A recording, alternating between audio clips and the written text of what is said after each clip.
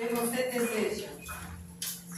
você deseja ser cristão efetivamente, perdendo vencerá na batalha humana, cedendo obterá os recursos de que precisa, trabalhando conseguirá a felicidade própria, perdoando edificará em torno de si mesmo, libertando conquistará os outros, suportando resistirá na tempestade, renunciando ganhará tesouros imortais, abençoando salvará muitos, sofrendo terá mais luz, sacrificando encontrará a paz, suando purificar-se-á, amando iluminará sempre.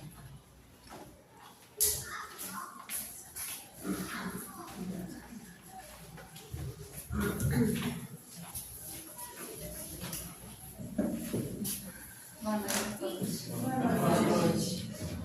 Então vamos silenciar um pouquinho depois dessa mensagem abençoada. Tentar fechar os olhos.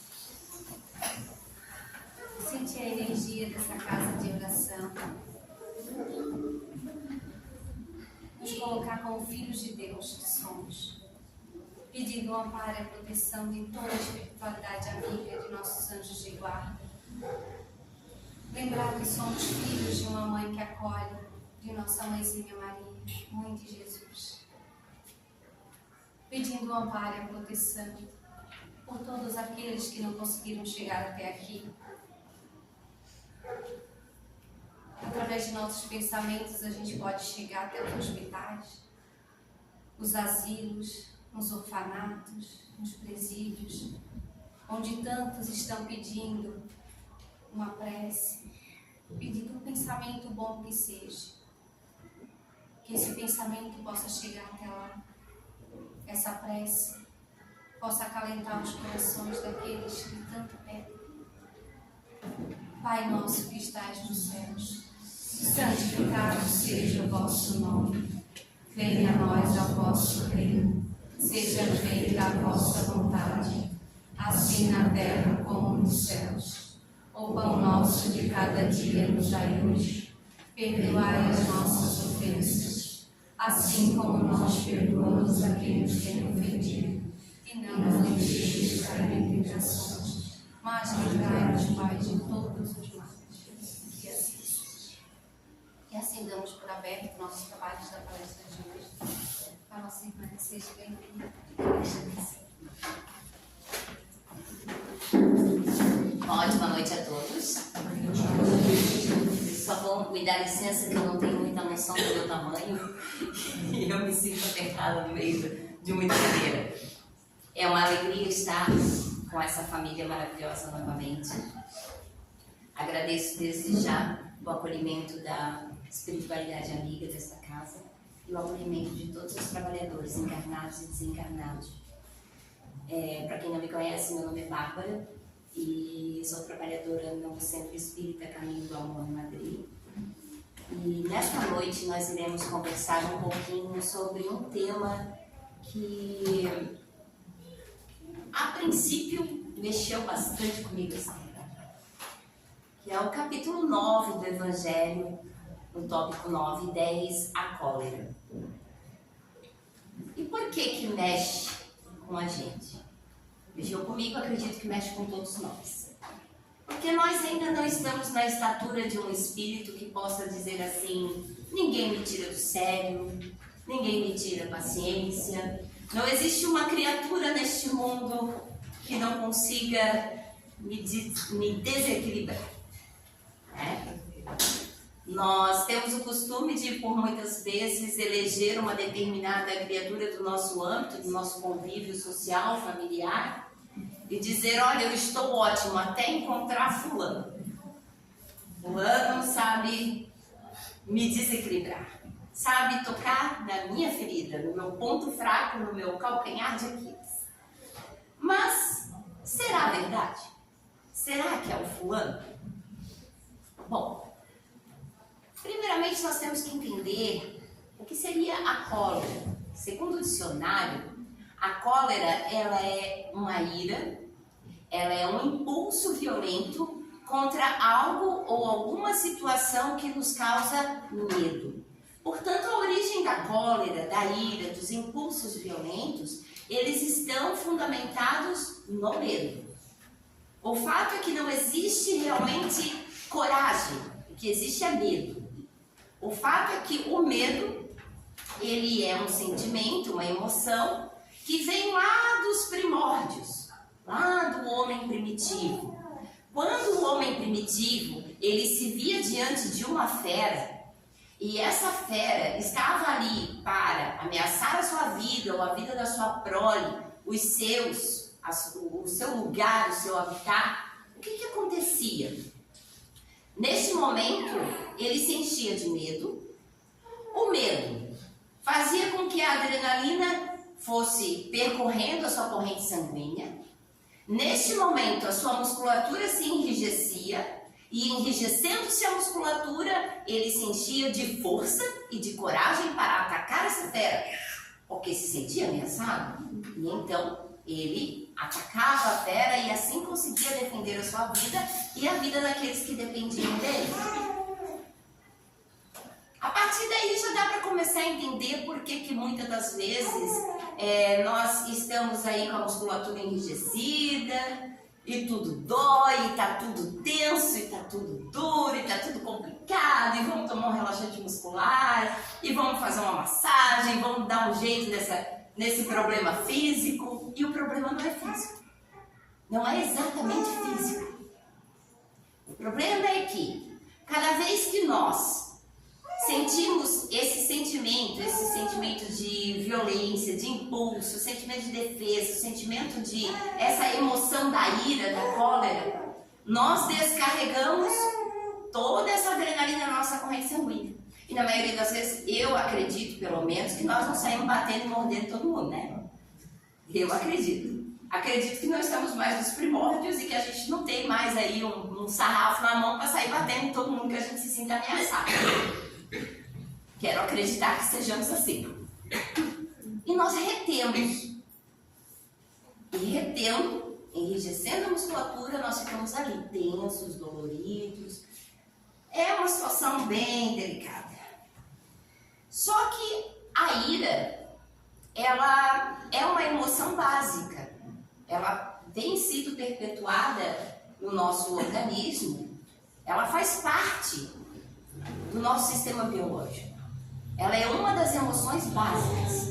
Sem essa emoção, a humanidade também não teria sobrevivido até os dias de hoje. Portanto, ela é uma emoção que ela está sedimentada em nós. Mas o que nós vamos fazer então com essa emoção? Será que a gente vai sair descontando todo mundo? Né? Não, né? Eu acredito que não é bem por aí. Mas acontece que cada vez que nós vemos uma pessoa irada, cada vez que nós vemos uma pessoa ter um impulso violento, nós já podemos entender que essa pessoa, no fundo, ela está com medo. Ela está se sentindo ameaçada por alguém ou por algo. Porém, o que me causa medo não é o mesmo que causa medo a cada um de vocês, porque nós somos seres individuais. Nós temos as nossas particularidades, somos seres únicos, cada um de nós.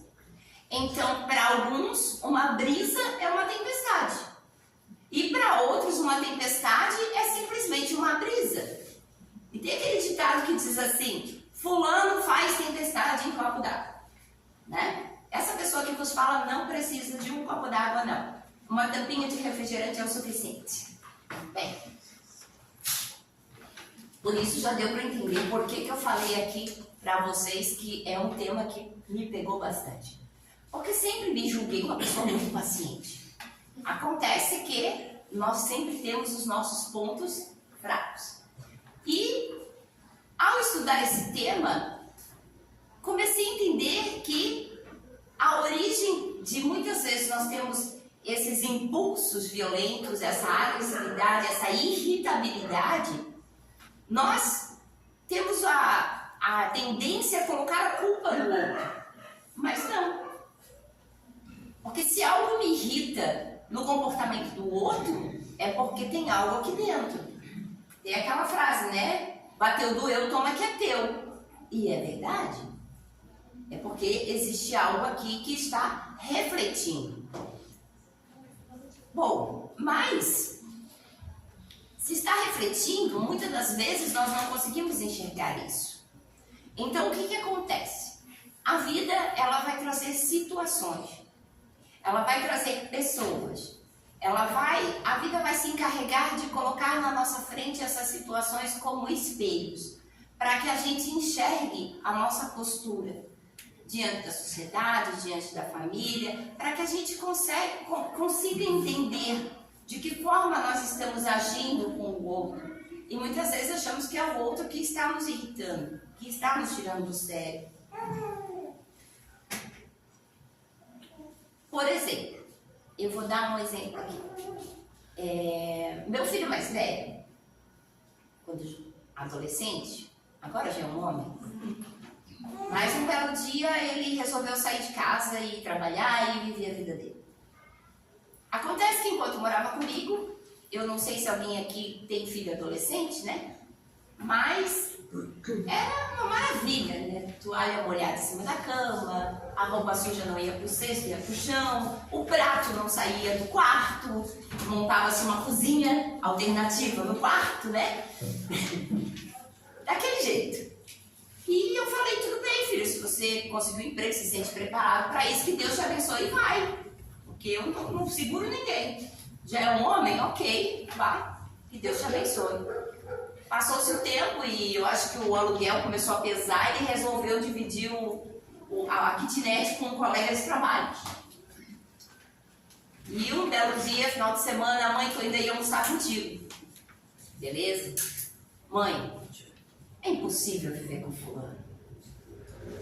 É prato que fica no quarto, é uma cozinha dentro do quarto, é roupa suja no chão, é uma louça que não se lava, é toalha molhada em cima da cama. É impossível conviver com uma pessoa assim. E eu olhei para ele e disse, olha, é mesmo, realmente deve ser muito difícil.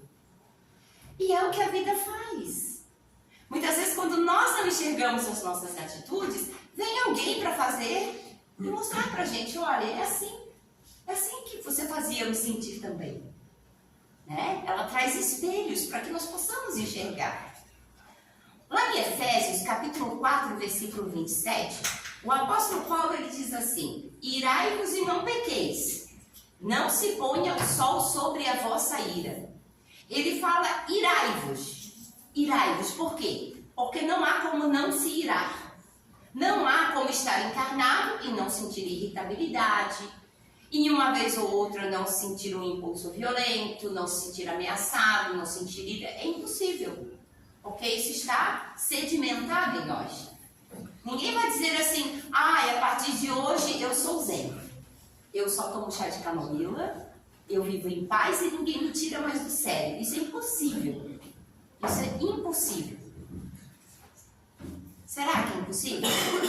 Bem, pelo menos para mim ainda é impossível. Para essa pessoa que vos fala ainda é impossível. Mas quando ele diz irai-vos e não pequeis, o que significa pecado? Pecado é errar o alvo. Né? Esse é o significado da palavra pecado. Errar o alvo. Ou seja, eu errei a direção. Eu estou errando o meu caminho. Eu estou na direção errada. Eu estou errando o meu alvo, o meu objetivo não era esse. Então, quando ele fala irai-vos e não pequeis, ele está dizendo assim, olha, vocês vão sentir-se sim irritados, vocês vão sentir essa emoção sim. Mas, de que forma você vai direcionar essa emoção na tua vida? De que forma você vai lidar com essa emoção na sua vida? De que forma a ira, esse impulso, pode ser direcionado para que você não machuque o outro? É isso que o apóstolo está dizendo. E quando ele diz, não se ponha o sol sobre a vossa ira, é o mesmo que o Cristo disse. Reconcilia-te com o teu adversário enquanto estás a caminho com ele. Não se ponha o sol sobre a vossa ira, não significa assim, preciso me reconciliar com fulano antes que o sol se ponha. Porque vai que ele não amanhece vivo. Vai que desencarna durante a noite.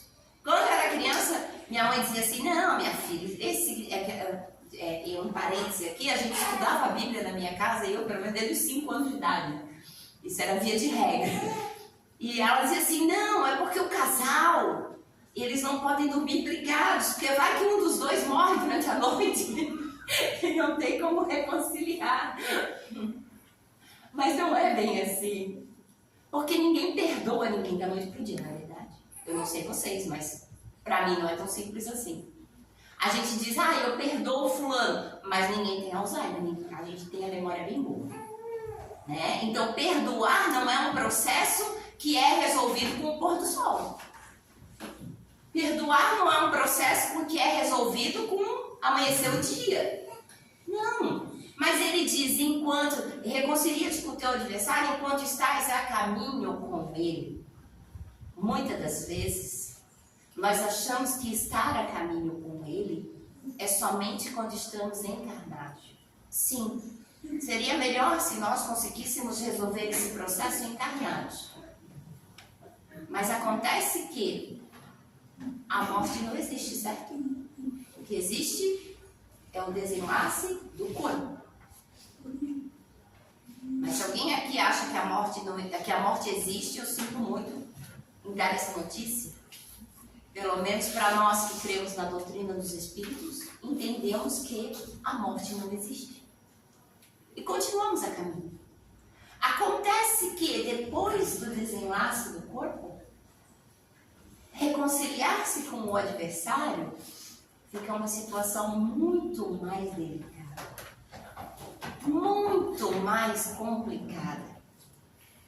Não se torna tão simples assim. Por isso a recomendação é que não deixe o sol se pôr sobre a sua ira. Tentamos resolver por aqui. Bom, quais são as principais causas que podem fazer com que eu me sinta ameaçado e tenha esses impulsos de ira, de violência? A primeira delas que nós podemos ver é que nós nos sentimos ameaçados porque nós temos uma visão deturpada de nós mesmos.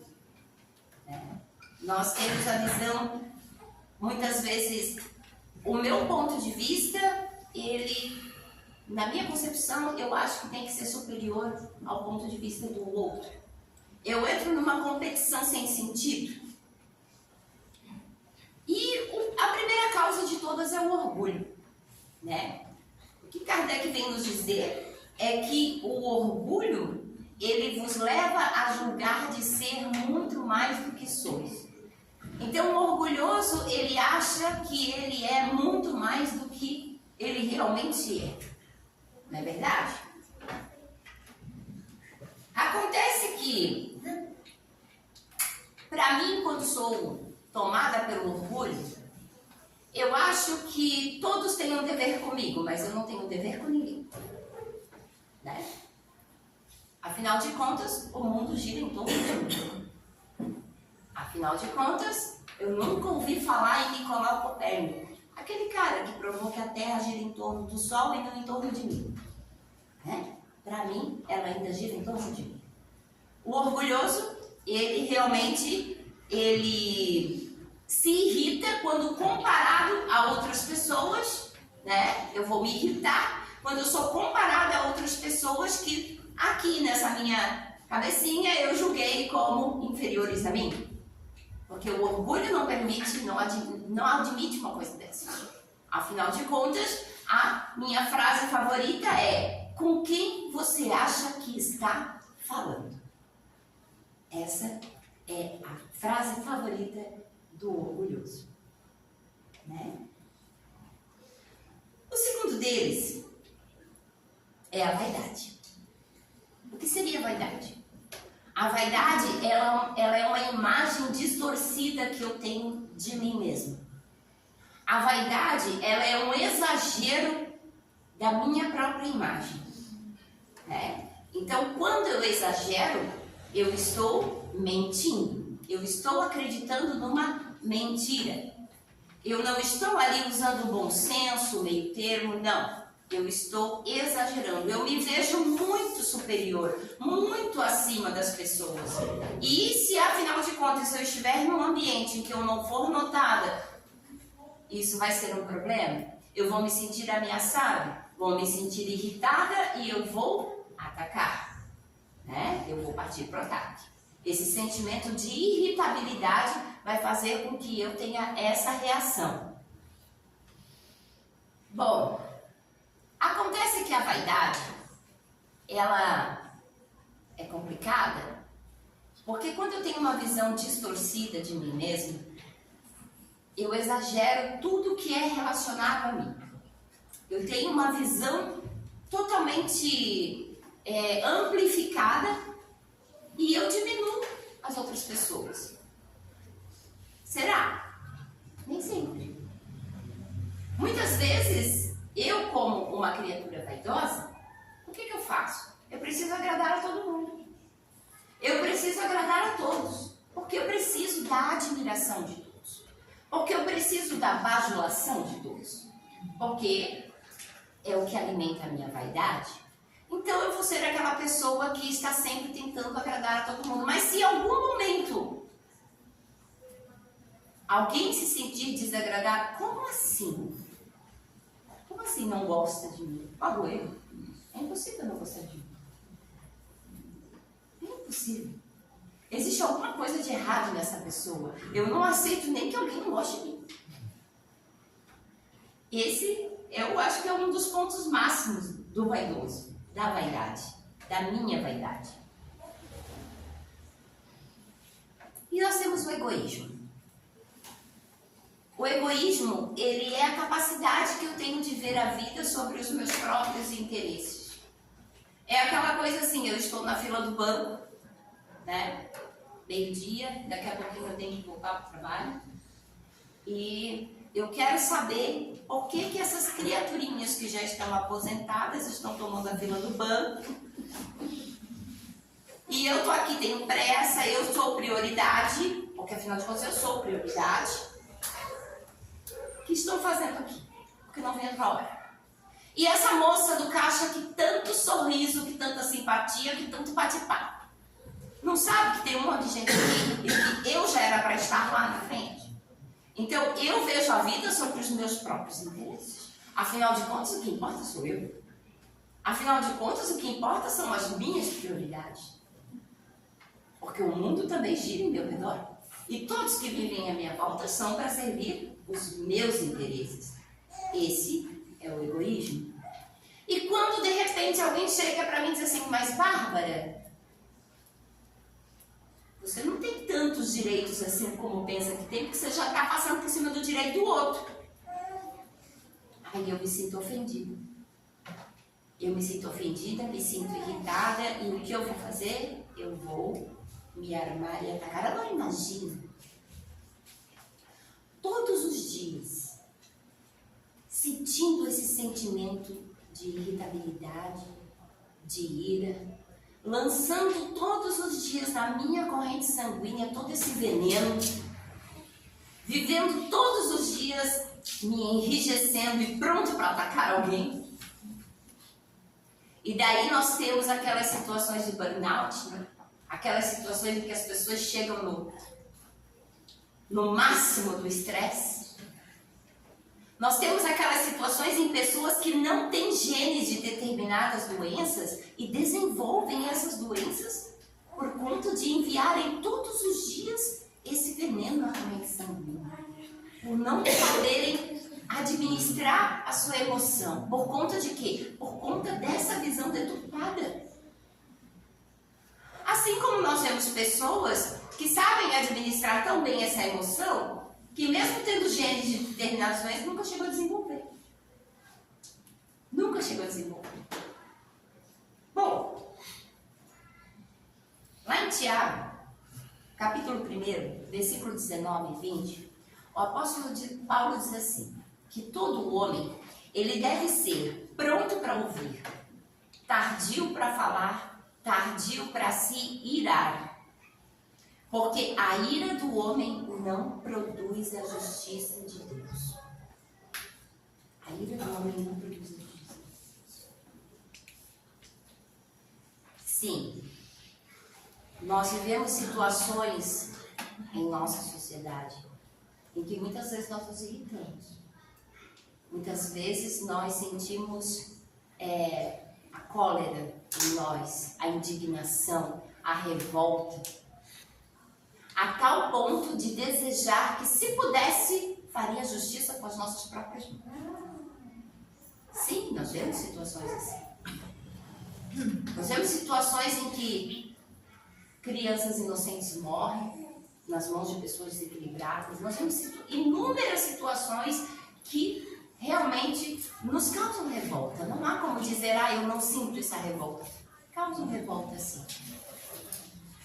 Mas, quando o apóstolo diz assim, que a ira do homem não produz a justiça de Deus, significa dizer que cada vez que nós tentamos fazer justiça com as nossas próprias mãos e resolver as coisas do nosso jeito, nós estamos dizendo para Deus assim, olha, deixa que eu resolvo porque tu está demorando demais e não sabe o que está fazendo.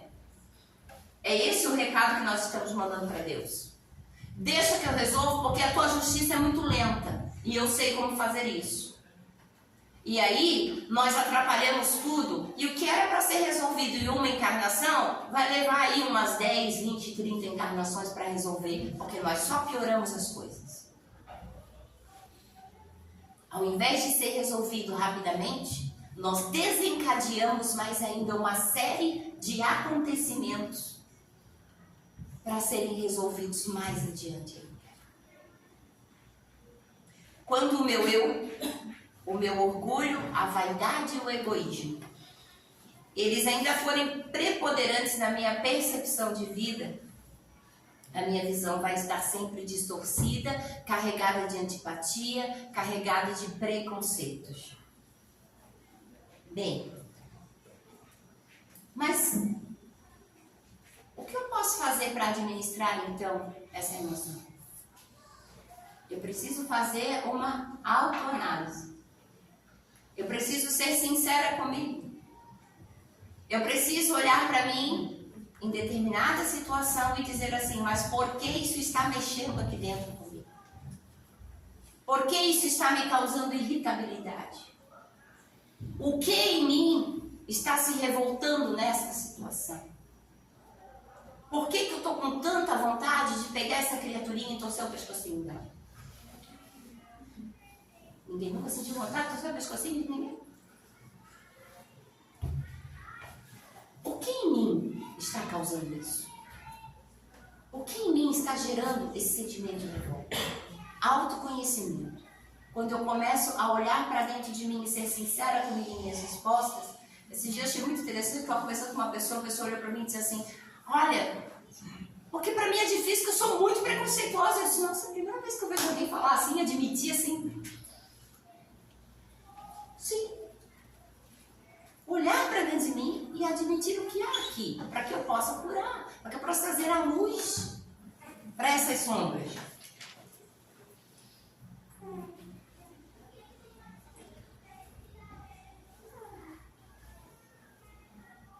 Lá em Lucas, capítulo 11, no Sermão da Montanha, ele diz assim, pedi e dá-se-vos-á, buscai e achareis, batei e abri-se-vos-á. No livro Pão Nosso, há um comentário de Emmanuel. Mas antes, o que Kardec nos diz? O espírito Hahnemann diz: o espírito, ele pode modificar o que se relaciona com ele quando dispõe de vontade firme. Mas espera aí, nós estamos falando de um hábito, de uma emoção sedimentar. Uma emoção que não pode ser retirada de nós. O Criador é perfeito. Se nos colocou, sabia o que estava fazendo. Bom, dizei, pois, que o homem só permanece vicioso porque eu quero, né? Porque isso é um vício. Mas aquele que deseja corrigir-se sempre o pode fazer. De outra maneira, não existiria a lei do progresso para o homem. Então Emmanuel vem e diz assim: pedi, buscai e batei. Esses 3 imperativos da recomendação de Jesus não foram enunciados sem um sentido especial. No emaranhado de lutas e débitos da experiência terrestre, é imprescindível que o homem aprenda a pedir caminhos de libertação da antiga cadeia de convenções sufocantes, preconceitos estéreis, dedicações várias e hábitos cristalizados.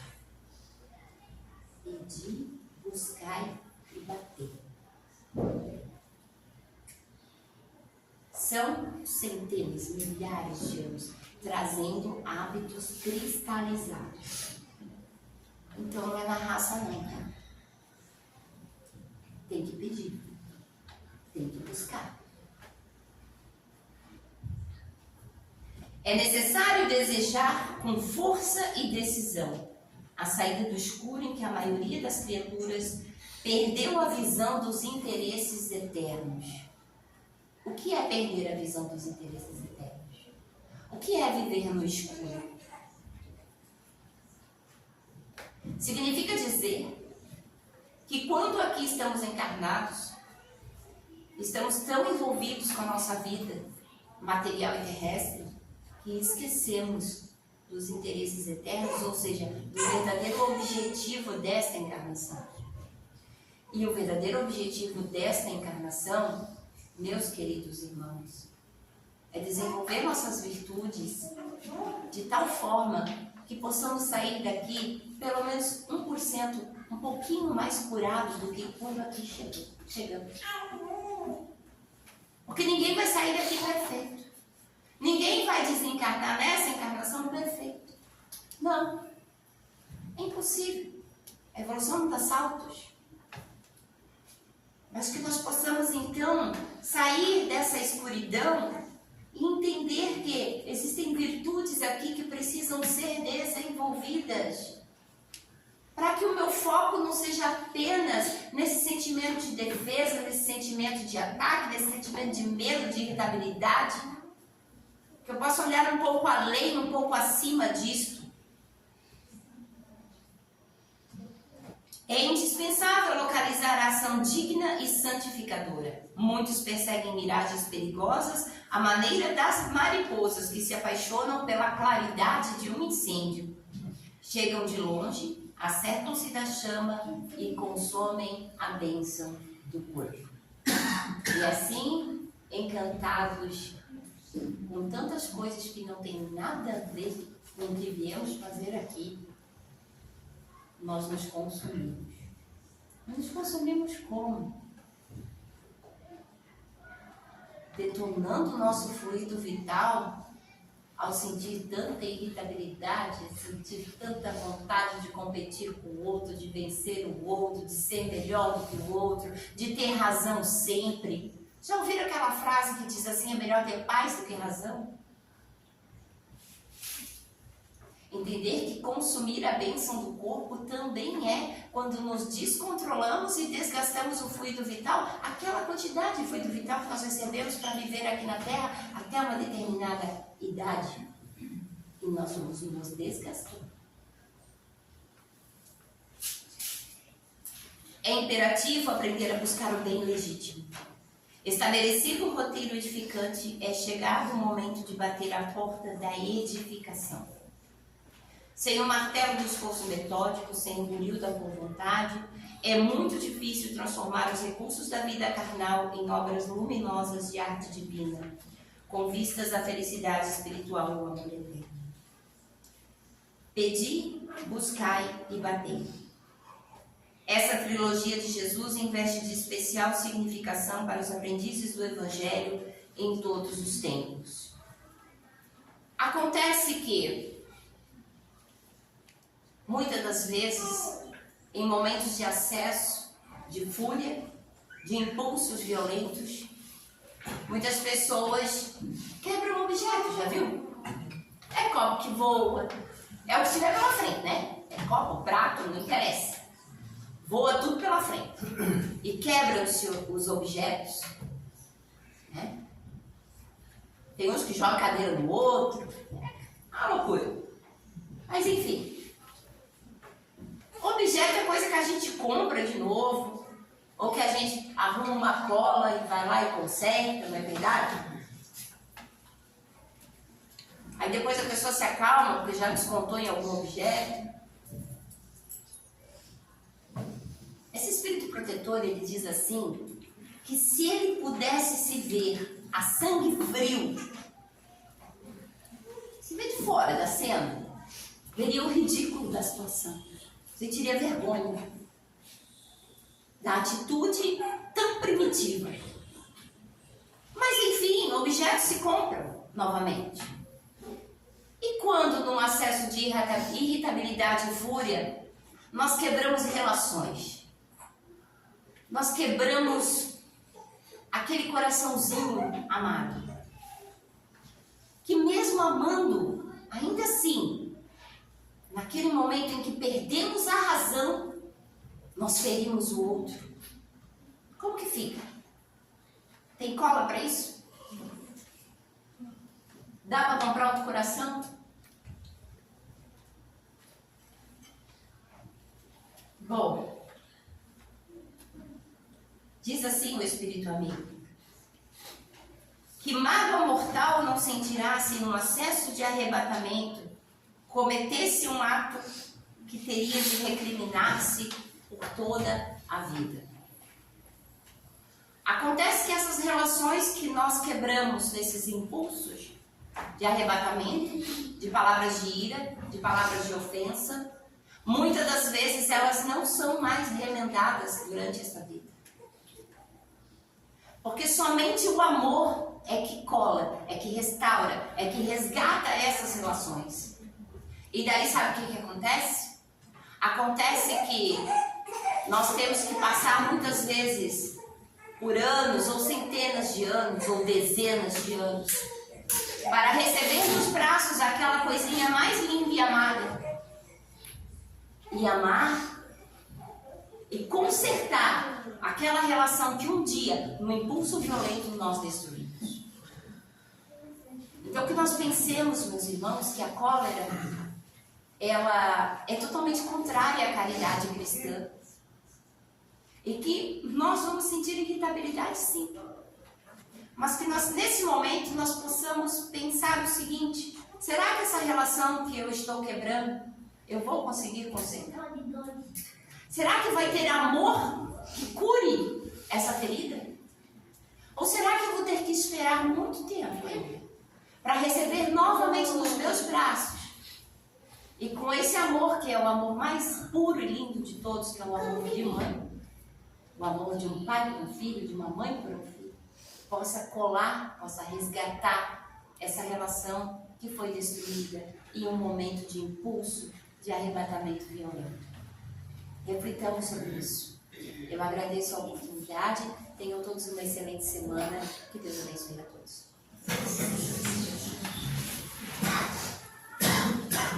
Te agradecemos, Bárbara, porque o caminho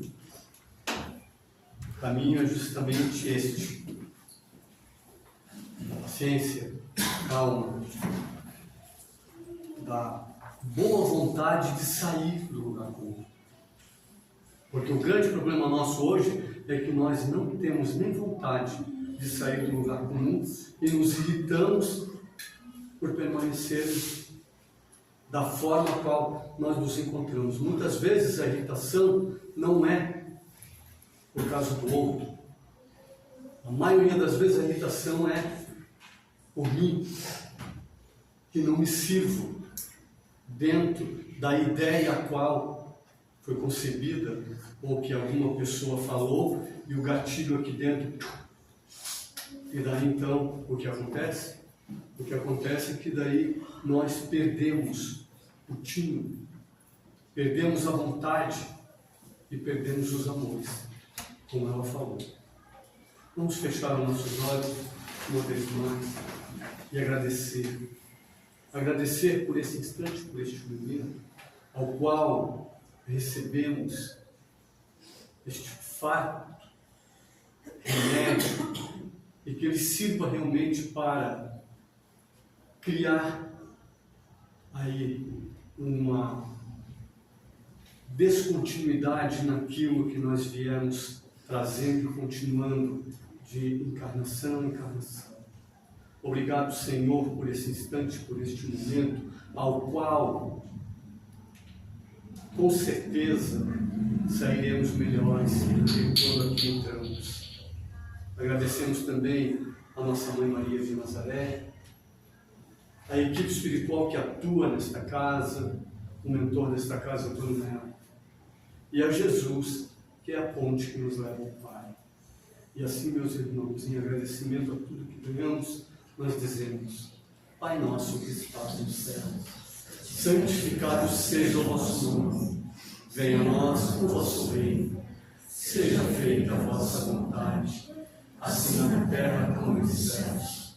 O pão nosso de cada dia nos dai hoje, perdoai as nossas ofensas, assim como nós devemos perdoar aqueles que nos ofenderam, e não nos deixes cair em tentações, mas livrai-nos de todos os males, e de permanecermos no mal, agora e sempre que assim seja. E assim então, damos por finalizado a parte doutrinária da noite de hoje, agradecendo a nossa irmã Bárbara que nos trouxe a mensagem, e que essa mensagem possa ser levada por cada um, por cada coração, aos seus, e que eles possam realmente fazer a modificação necessária que cada um necessita. Muito obrigado a todos e que todos tenham uma excelente semana. A seguir teremos paz, pediríamos que todos permaneçam em silêncio e todos serão chamados de banco a banco para receber o benefício.